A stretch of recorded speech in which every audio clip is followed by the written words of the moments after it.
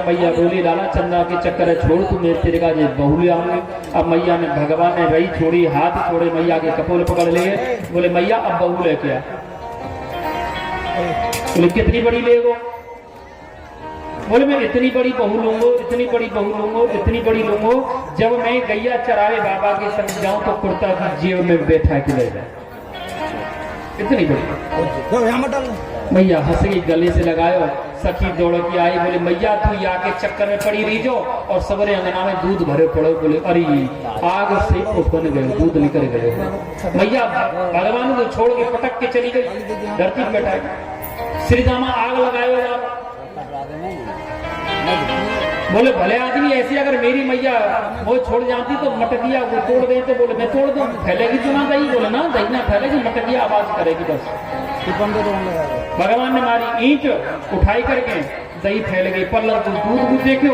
मैया दौड़ के बाहर आएगी, कन्हैया के कोई चोट तो नहीं लग जाए, देखो दही फैलो करो बाहर। अब मैया तो दुखी हो गई, या तो नेक छोड़ के गई तो जी क्रोध में आई के याने मटकिया को तोड़ दियो।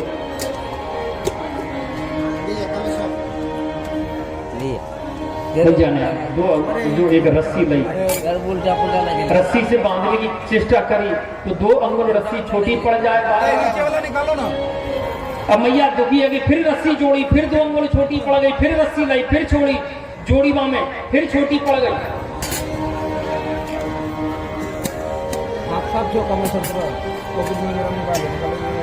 इस प्रकार से बार बार मैया रस्सी बढ़ावे और रस्सी बार बार छोटी पड़ जाए। मैया बोली लाला तो क्यों बांध रहे हो, क्यों ना बांध पाए रहे? बोले मैया मेरे को कोई ना बांध सके। बोले मैं ना बांध सकूं? बोले मैया बांधो तो देगी, मैं चाहूंगा तो।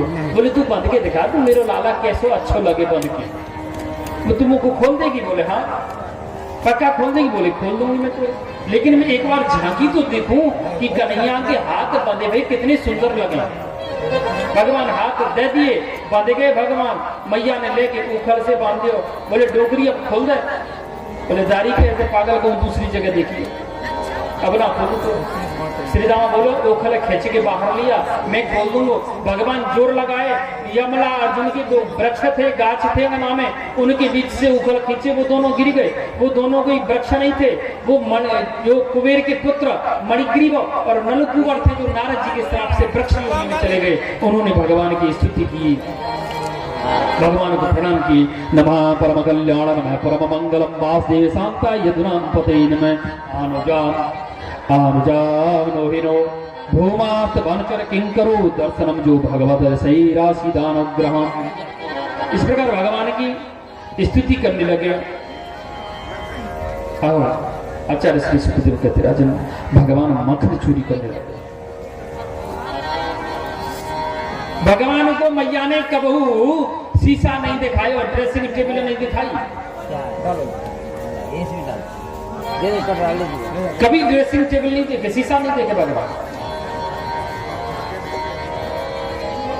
आज एक सखीनी भगवान को पकड़वे के पूरा प्लान बना दिया, पूरा एक रणनीति बना ली। माखन की मटकिया लेकर के रख दी अंगना में और खोल के पटक दी, और वो दरवाजो भी खोल के रख दियो। अब भगवान निकल के जा रहे, भगवान ने देखो कि जो है घर खाना बहुत छिल गिरा। भगवान ने बोले कि आज तो मजा आ जाएंगे, आज तो आनंद आ जाएगा, और माखन चोरी मिल जाएगी।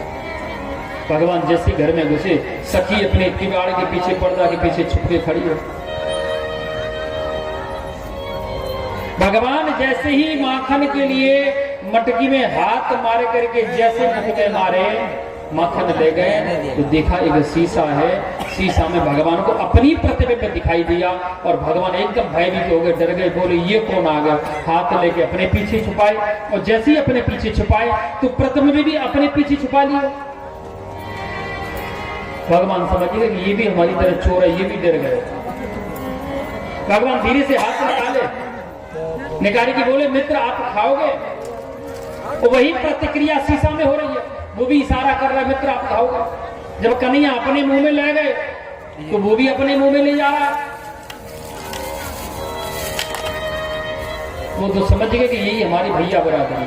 ये दृश्य देख करके गोपी से रहा नहीं गया और उसकी हंसी छूट गई, और जब वो हंसी तो भगवान फंस गए।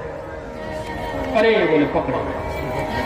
जैसे दौड़ लगाई बाहर के लाने तो वैसे भगवान तू जाकर गोपी ने दरवाजे गप पसीना पकड़े वो दाढ़ी के आ जा उतना तेरी मैया बड़ो के मेरे छोरा चोरी नहीं करे और आज दिखाऊंगी तेरे छोरा चोरी करे नहीं करे फिर तेरे हाथ में मक्खन लग रहे हो।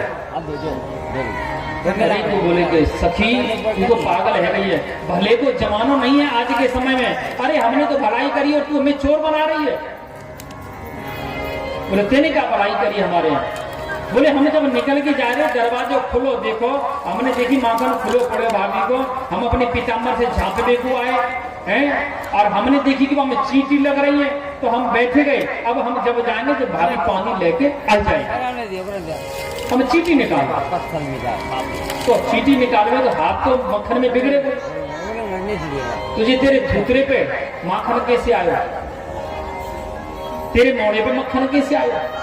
बोले कि फिर कोई बारी बात, अरे भाई एक मोटी सी चेंटी हमारे हाथ से हमारी कोनी पे आई, कोनी से भुजा पे आई, भुजा से कंठ पे आई, कंठ से मुख पे आई। अब जब वो हमने हटावी की चेष्टा करी तो हाथ तक मक्खन मुंह में लग गए और या में हम क्या करें? बोली दारी के ऐसे पागल को दुनिया में देखी हो जाए, मैं ऐसी पागल हूँ जो फंस जाऊं। गोपी ने मारो घूंघट और हाथ में खींच के ले जा रही है। बोले चल तेरी मैया दिखाऊं आज तू मक्खन चोरी करेगा ना। भगवान को फंसे गए, बोले बेटा आज तो फंसे गए, क्या करना? खुदा ने खास्ता उसकी जो सखी है उसी का देवर एक पेड़ की ओट से कन्हैया से पूछ रहा चोरे तू मेरी भाभी के संग कहां जा रहे हो? कन्हैया मन में शांति है कि बोले है वो इंतजाम। भगवान इशारा करे कि मैं तेरी भाभी है ना, तेरी भाभी अपनी छोटी बहन से मेरे तिलक करा ले जा रही है, तू चल। बोले कल मैंने देखी बहुत सुंदर भाभी, बहुत सुंदर। बोले मैं ना कर रो, बोले मेरे करा दे। बोले आजा देर मत कर। और सखी को देवर तो आएगा पीछे पीछे चल लो। बोले मेरे करा दी। बोले हाँ तू चिंता मत करे, तू चल तो मेरे साथ, मैं करा दूंगा। भगवान बोले इंतजाम तो है, वो हाथ कैसे छूटे? बोले भाभी भाभी। बोले हाँ देख एक बात कहूँ। बोले कहे क्या बात है? बोले देख तेरो हाथ बड़ो कठोर है, मेरी कलाई बड़ी कोमल है, तू ऐसा कर मुझको कष्ट है रहे हो तो मेरे दूसरे हाथ में पकड़ ले। बोले अच्छा ला। तो जैसे सखी ने पीछे से हाथ मांगो भगवान ने अपनो हाथ ना दे के बाकी देवर को हाथ में पकड़ा दियो और अपनो हाथ। बोले भाभी छोड़ छोड़ के 1 2 3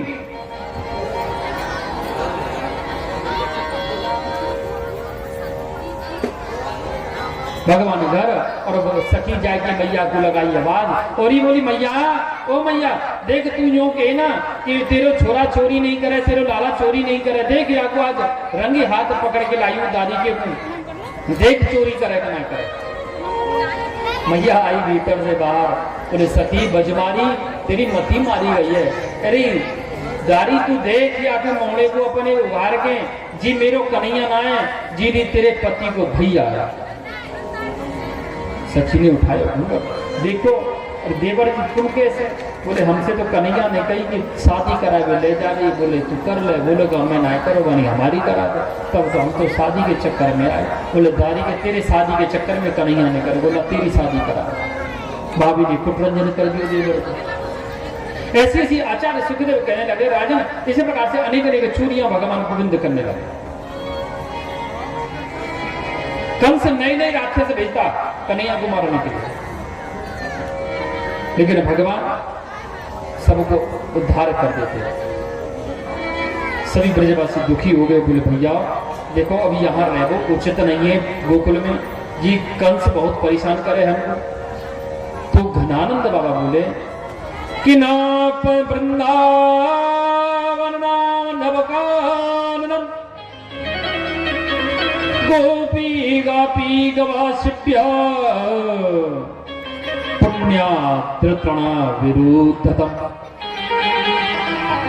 घनानंद बाबा बोले भैया ऐसा करो यहाँ से कुछ दूरी पे एक जंगल है, एक वन है, बाबा नाम है वृंदावन।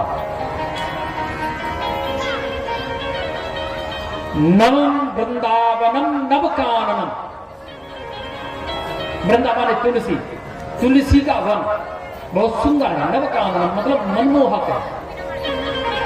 हम वहीं रहेंगे। गोपी गापी गवा सिद्ध्या, गौधन अपना सोना धन अन्न धन लेकर के कुछ कुछ गाड़ियों में भर करके जो है सीधे चले आए और आई करके और वृंदावन में गाड़ी के नीचे अपना घर बनाए और उन्हीं गाड़ी के नीचे रहने लगे। वाई बना से गाड़ियां लोहार हो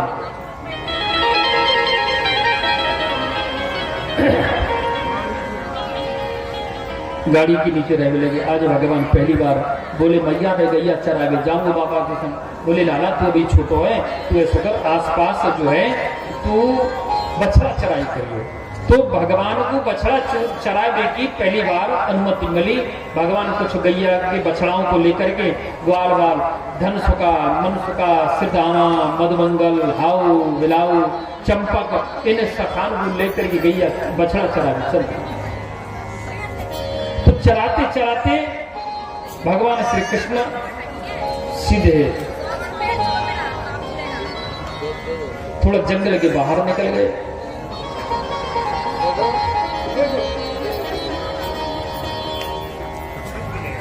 तो जब जंगल के बाहर निकल गए, वृंदावन से कुछ दूर चले गए, तो कंस क्या किया, एक अघासुर नामक राक्षस को भेजा। अघासुर माने अजगर, जो सर्प का मुख शरीर बना करके सर्प बना करके आकर के अपना मुख खोल के बैठ गया। एक सिरा पृथ्वी पे, एक सिरा आकाश में, और सांस की हवा आ रही है उसकी। श्री रामा उद्दंडी था बहुत ज्यादा, मनसो का भी उद्दंडी था। बोले रे कन्हैया हो भले आदमी, देख कितनी कितनी बढ़िया हवा आ रही, सुंदर हवा, थोड़ी देर आराम करेंगे गुफा में बैठेंगे। भगवान जाने के ये अघासुर बहुत मना किए, लेकिन श्री रामा मनसो का नहीं माने। सबन को बार लगे खड़ा में घुस गए। भगवान समझ गए कि जब तक मैं नहीं घुसूंगा ये मुख बंद नहीं करेगा। भगवान भी अंदर चले गए। जैसे गोविंद अंदर गए वैसे ही कन्हैया जो है अगर मुंह बंद और मुंह बंद करे तो समझी कि मैंने मार दूंगो। तो ग्वाल वाल बछड़ा सब बेहोश रह गए। भगवान अपना शरीर बढ़ाए।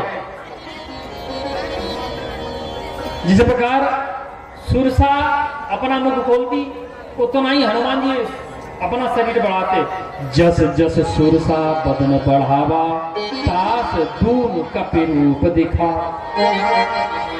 भगवान वैसे वैसे अपना शरीर बढ़ाते चले गए, जिससे अघासुर का कंठ अवरुद्ध हो गया, सांस रुक गई, जिससे उसका प्रणंत हो गया। बोलिए श्री अघासुर हंत भगवान की जय। अघासुर का अंत हुआ। अब भगवान ने अंत किया, मुख खोल करके सभी ग्वाल वाल बछड़ाओं को बाहर निकाले, सबको होश मिलाए। सभी ग्वालों ने घर गए, ध्यान देना, घर गए और घर जाए करके मैया जसोदा को बोले कि मैया आज तेरे लाला ने एक बहुत बड़े अजगर सर्प को मारा। ये कब बताई पतो? ये बताई 1 वर्ष के बाद, 1 साल के बाद। उसी दिन 1 साल के बाद ग्वाल वाले कह रहे हैं मैया जसोदा को, अरे मैया आज तेरे लाला ने बहुत बड़े अजगर सर्प को मारो।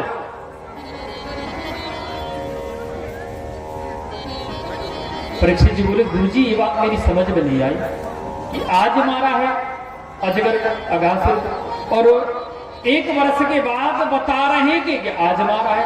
ये 365 दिन का अंतर कैसे आया? बोले इसका एक विशेष कारण था कि जब भगवान अघासुर का वध किए, सब ठीक हो गया, तो भगवान बोले लाला सिमरन, भगवान बोले लाला ऐसा करो, अपना अपना भोजन खोलो। सबने अपना अपना भोजन खोल दिया। श्री रामा मन सुखा धन सुखा चंपक सबने खोल दिया। कोई कछू कोई कछू कोई कछू। भगवान ने देखी मधुमंगल दिखाई नहीं दे रहा। बोले चोरे मधुमंगल कहाँ है? बोले वो जमुना पे गए। बोले बुला के लाओ। चंपक आयो, अरे मधुमंगल मधुमंगल को कन्हैया बुला रहा, जल्दी चल। मधुमंगल को देखे तो मधुमंगल आई करके अपने गमछा को, अपनी स्वाफी को, अपने तौलिया को पानी में भिगोई करके अपने पेट पे बांध लियो और जमुना को जल लियो पी, क्योंकि जो बाकी भूख है ना वो शांत रह जाए, अग्नि ठंडी पड़ जाए पानी से। क्योंकि मधुमंगल ने 8 दिन से भोजन नहीं किया था। मधुमंगल नंद भवन की वृंदावन की एक पूर्णमासी ब्राह्मणी का बेटा है, पिता नहीं है, गरीब है। भगवान बोले चोरे मधुमंगल तू का लेके आयो अपनी मैया से फूल। मधुमंगल अपनी बात छुपाने लगा, गरीबी छुपाने लगा। बोले कन्हैया वो ऐसा भयो ना, आज मैया ने भोजन जल्दी बना दिया तो मैं जल्दी खाई करके ज्यादा खा ली, फिर मेरा मन नहीं करे तो मैं लेके जाऊं जंगल में, तू बता क्या खावे को, मैं कल ले आऊंगा तेरे लाने।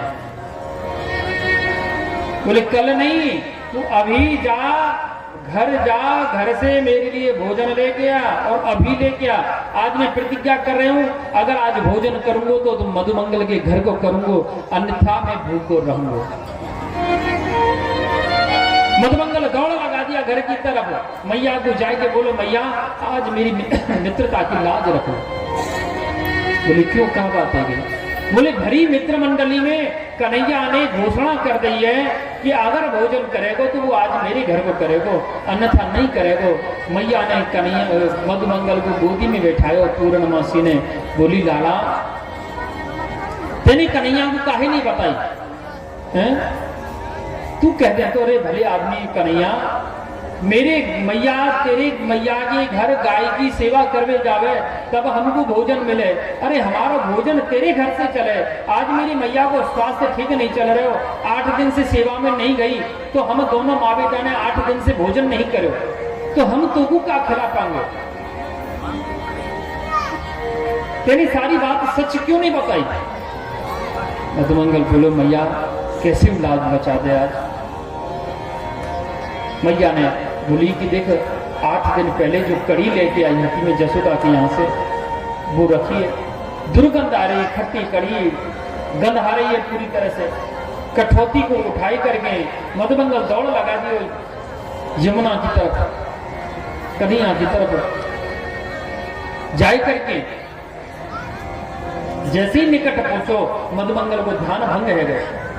अरे कि मधुमंगल अपने आप में विचार करने लगे, अरे दुष्ट मधुमंगल तू कहां कर रहे हो? अरे वो ब्रज के राजा को छोड़ा 56 भोग 36 व्यंजन खाने वाला और तेरी खट्टी कड़ी को ले जाएगा तू, तो तेरी मित्रता कलंकित है जाएगी, तेरी मित्र मंडली में अपमान है जाएगा, और कन्हैया को अपमान सबसे ज्यादा है जाएगा। संसार का के वो ऐसे भिकमंगा, ऐसे गरीब, ऐसे भूखे या के मित्र मिले।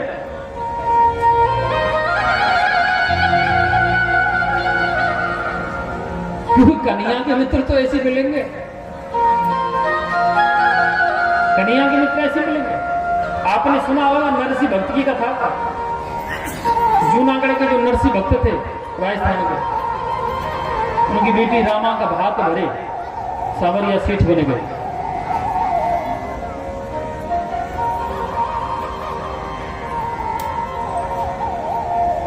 मधुमंगल विचार करने लगे कि अगर याकू में फेंकूंगो तो आवाज करेगी कन्हैया, डांटेगो, या कुछ छुपाऊंगा तो कन्हैया बहुत चालाक है, खोज लेगो। वो जल्दबाजी में अपने आप में पीवे लगो मधुमंगल, तो जल्दबाजी में कपूलन के अधरण की दोनों तरफ से कड़ी फैलवे लगी। सिरदामा जाके सुर मचा दियो, अरे कन्हैया देख कितनी स्वादिष्ट कड़ी लेके आयो, तो अकेलो खाए गए तो कछु नहीं बचाई। भगवान आए के हाथ पकड़ लिया।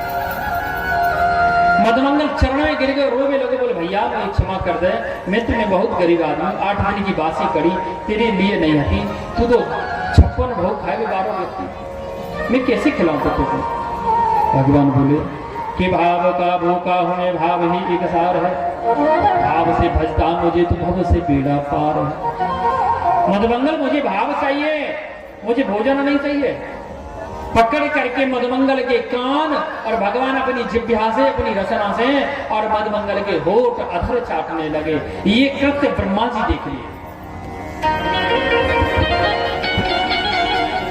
ये ब्रह्मा जी देख लिए। फिर अरे ये कैसो परमात्मा है, परम नारायण है, परम तत्व है कि एक ब्राह्मण के बालक की जिह्वा, अपनी जिह्वा से अधर चाट रहे हो, होठ चाट रहे हो। परीक्षा करवे के ताई भगवान क्या किए, ब्रह्मा जी क्या किए, तो बछड़ाओं को चोरी करके और वृंदावन से 10 किलोमीटर उत्तर एक झाड़ी में छुपा था।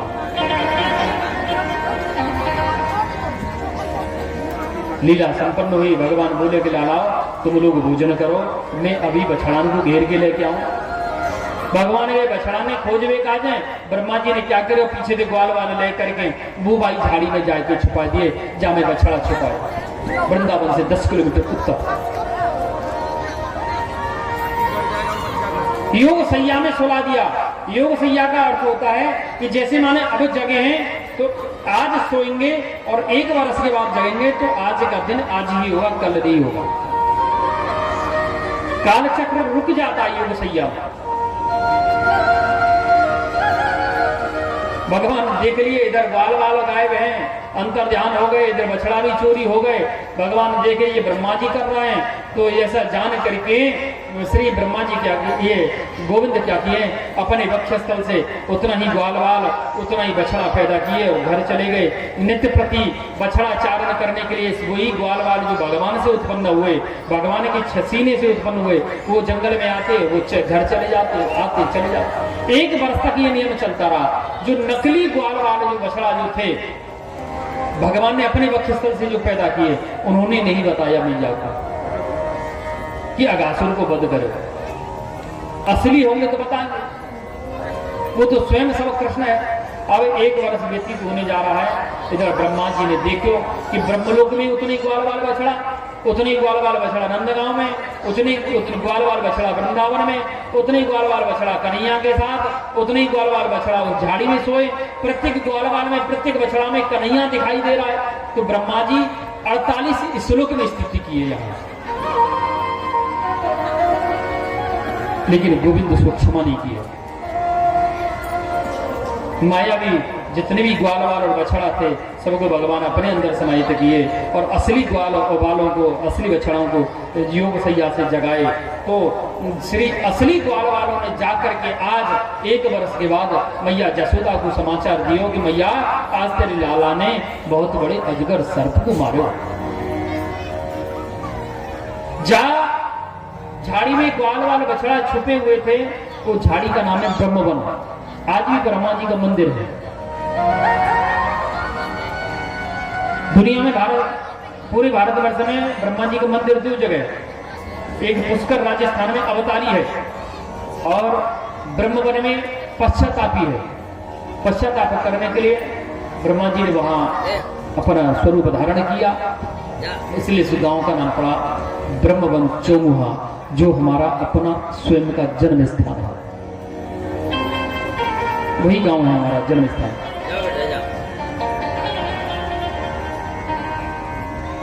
आचार्य श्री सुखदेव कहते राजन, आज भगवान कार्तिक शुक्ला अष्टमी आई। कार्तिक शुक्ला अष्टमी जब आई तो अष्टमी के दिन भगवान पहली बार गैया चारणा करने के लिए प्रारंभ तैयार हुए। गौ पूजन हुआ। गौ पूजन करने से पहली बार गैया चारणा करने के लिए गए। तालवन में भगवान सासिक नामक धेनुकासुर को मारे। जब पहली बार भगवान गैया चारणा करने के लिए गए तो प्रेम वन में किशोरी राधा रानी को दर्शन कर लिया। प्रेम वन में किशोरी राधा रानी को दर्शन कर लिए और जब किशोरी राधा रानी को दर्शन किए तो वहां उनसे प्रेम हो गया। जब भगवान को वहां किशोरी राधा रानी से जब प्रेम हुआ तो भगवान वृंदावन शाम को लौट करके आए। कन्हैया जब शाम में लौट करके आए तो उनका मन वृंदावन में नहीं लगा। रात में उठ करके और सीधे बरसाना पहुंचे। बरसाना में किशोरी जी के भवन पे जाकर के और अंगुल्याम कपाट प्रहरति, अंगुल्याम कपाट प्रहरति, बोले देवी ये उंगली का प्रहार और उंगली का प्रहार किए किवाड़े के ऊपर में कि उंगली से किवाड़े को बजा